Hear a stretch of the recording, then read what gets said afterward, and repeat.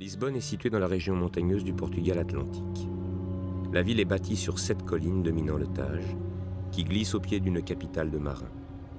Sur les collines, les terrasses des maisons se transforment en miradouros, autant de points de vue d'où l'on peut admirer les rives du Tage. C'est ici, à quelques encablures de la place du commerce, que le fleuve s'agrandit et devient la mer de paille, où accostaient les navires aux cales remplies d'épices de l'Orient.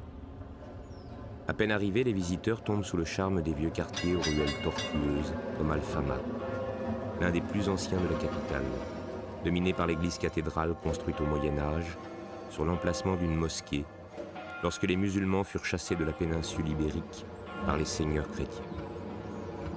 Le quartier de l'Alfama est parcouru par des ruelles si grimpantes qu'elles ont nécessité la mise en service de funiculaires pour le plus grand plaisir des touristes.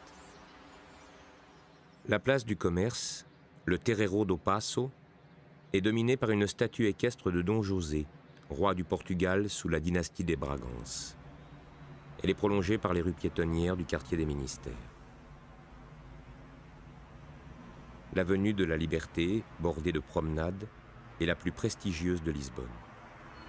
C'est ici que l'on commémore le 25 avril la révolution des œillets qui fit tomber la dictature fasciste de Salazar. La révolution fut dite des œillets en raison des fleurs qui furent mises au bout des fusils des soldats qui se mutinèrent pour libérer le Portugal de l'oppression et mettre fin aux guerres de décolonisation dans les territoires d'outre-mer.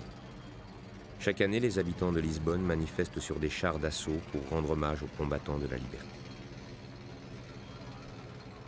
Au bout de l'avenue de la Liberté, la statue du célèbre marquis de Pombal, tournée vers le Tage, prolonge la perspective topiaire du parc Édouard VII, dominé par une structure architectonique dédiée à la révolution des œillets.